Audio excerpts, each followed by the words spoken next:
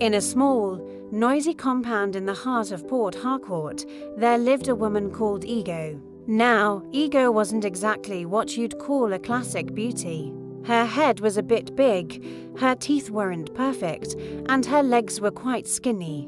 But in her own mind, Ego was the most beautiful woman in the world. She'd always tell her neighbors, "A fine girl like me doesn't belong here. I work in a bank, you know.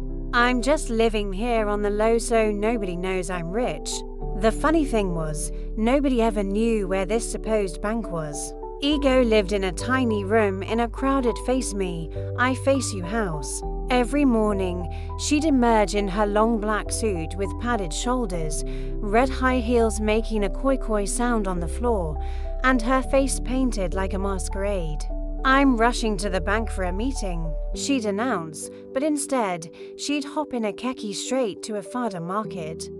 Every day, she walks into this little shop owned by a sweet old lady everyone calls Mama Ojo. But here's the twist, the moment she gets there, she ducks behind a curtain. Off comes the sharp suit, the fancy red heels, and the stylish handbag. She carefully tucks them away into a simple nylon bag, then she transforms. She wraps an old cloth around her waist, slips her feet into rubber slippers, and ties a scarf around her head.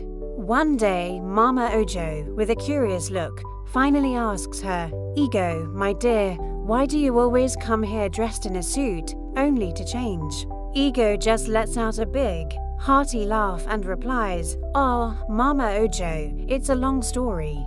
You just wouldn't understand."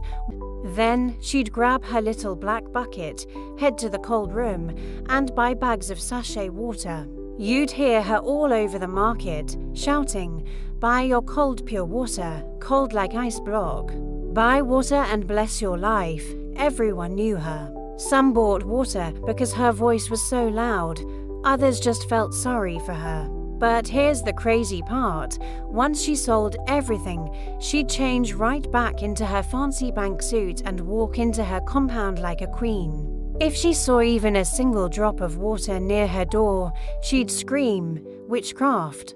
They're jealous of my success." Anytime it was her turn to use the bathroom, trouble would start. If someone had used it right before her and left the floor wet, she would absolutely lose it. She'd stand at the doorway and scream at the top of her lungs, "God punish poverty. I will soon leave this compound for you dirty people." You could hear her all the way down the street.